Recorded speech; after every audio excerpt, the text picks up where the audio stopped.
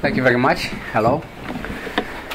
I will try to share my views as a shadow rapporteur on audit report, considering also that I was a shadow rapporteur from EPP also on the previous non-legislative report, and I think that most of you are aware of what I'm thinking about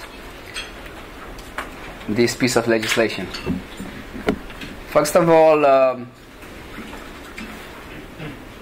I can say that I'm a little bit unhappy that the European Commission almost ignored the position of the European Parliament expressed by vote in the plenary a few months ago,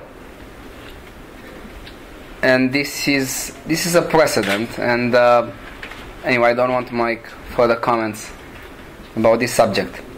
Anyway, starting from what we have, this legislative proposal, I can say that starting from the beginning of the proposal, there are things that should be discussed, and maybe the things are not in reality in the form that the Commission presented in the final legislative proposal. And in the very beginning of this paper, it says that the auditors had a contribution to this financial crisis by non-observing or something being helping banks in failing. And I think this is not true. Auditors are not regulators. I think who failed were regulators and other professionals, but not auditors, because the auditor is a person who expresses a professional position about the financial statements and not about the products of different corporations, including banks. So I don't think the auditors were able to express a professional position about how risky or not risky are or were different financial products of different financial institutions, including banks. Starting from this, I will make again a review of the positions that I have when I was a shadow rapporteur on the non-legislative report, positions that will be maintained also in this legislative report. And I know that these positions are not similar with positions that other political groups will have in the European Parliament, and to some extent with the position of the European Commission. But I take that role of modifying to some extent what the Commission proposed, because before being a politician, I was a person who I was working for 10 years in financial sector, in private equity and banking, even if not audit. I'm a lawyer. But I was working close to auditors and tax consultants, and I can say that I have some experience in this area. So I will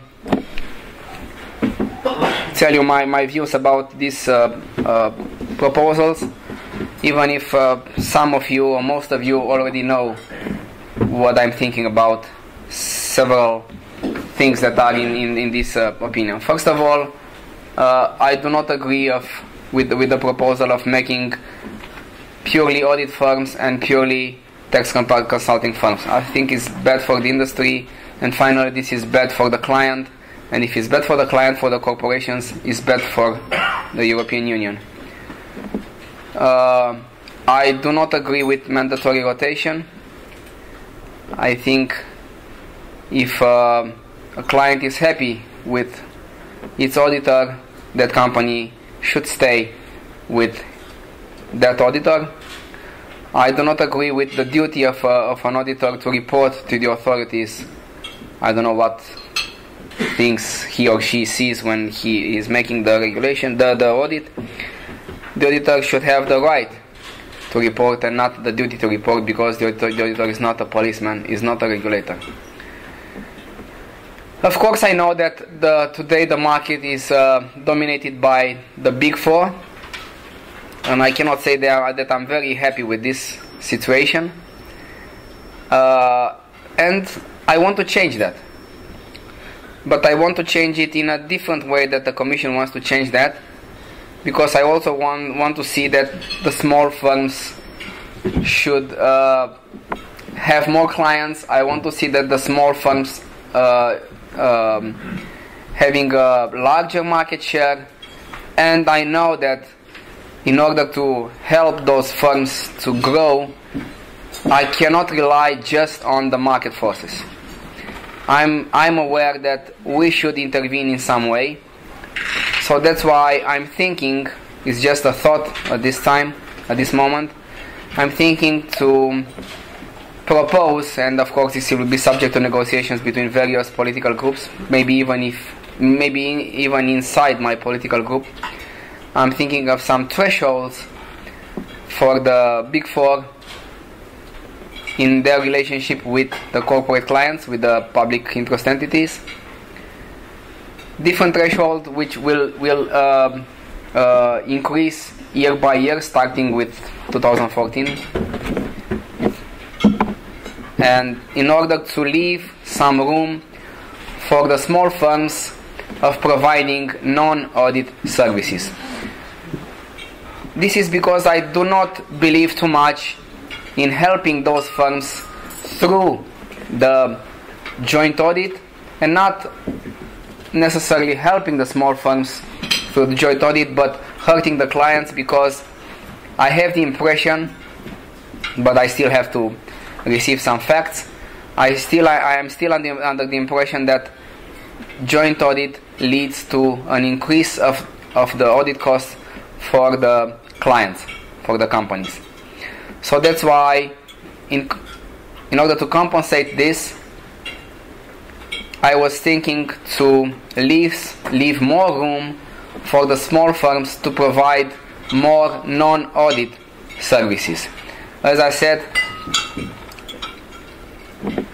taking into account that I do not agree with splitting the firms in two, having, as I said, purely audit firms and purely non-audit services firms. So I believe that these two services are completing each other, and I don't think it's good for the industry to split this in two. Thank you very much. These are my views. I don't know if I was inside the 10 minutes allocated. I hope I was. If I don't, I apologize, and I wish you enjoy your lunch. Thank you very much.